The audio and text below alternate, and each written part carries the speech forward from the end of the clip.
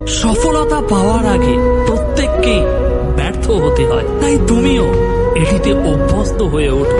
দিনের শেষে ব্যর্থতা তোমাকে বুঝতে সাহায্য করবে তোমাকে কোন পথে এগিয়ে যেতে হবে। তুমি যদি কখনো ব্যর্থ না হও, তাহলে এটা প্রমাণ হয়ে যায় যে তুমি বড় কিছু করার জন্য সত্যি চেষ্টা করছো। দুর্ভাগ্য, অবস্থার মধ্যে তুমি যখন সাহস দেখাও, তখন তুমি তোমার জীবনে পরিবর্তন আনো। এই উত্তেজনামূলক মোটিভেশন স্পিচ গুলো তোমাকে কখনোই কোনোদিন সেটেল হতে দেবে না অ্যাভারেজ হওয়ার জন্য। তোমার ভিতরে সাহস যোগাবে হাজারো প্রতিকূলতার মধ্যে লড়াই করে বিজয়ী হওয়ার জন্য।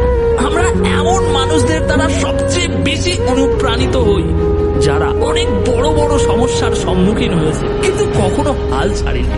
ভাগ্য এটা একটা ম্যাজিক্যাল শব্দ, কিন্তু জীবনের মানে অভিজ্ঞতা। কখনো কখনো মানসিক চাপ থেকে মুক্তি পাওয়ার একমাত্র রাস্তা খোলা থাকে সেই জিনিসটার ভিতর দিয়েই যাওয়া। কখনো কখনো জীবনের চ্যালেঞ্জগুলোকে কাটিয়ে ওঠার একমাত্র উপায় বেঁচে থাকে লড়াইয়ের মুখোমুখি হওয়া। লাইফের প্রত্যেকটি ব্যাটেল আমাদেরকে অমূল্য শিক্ষা দেয়। হয় সেই শিক্ষা থেকে আমরা শিখতে পারি, কিংবা সেটা অস্বীকার করে দিতে পারি।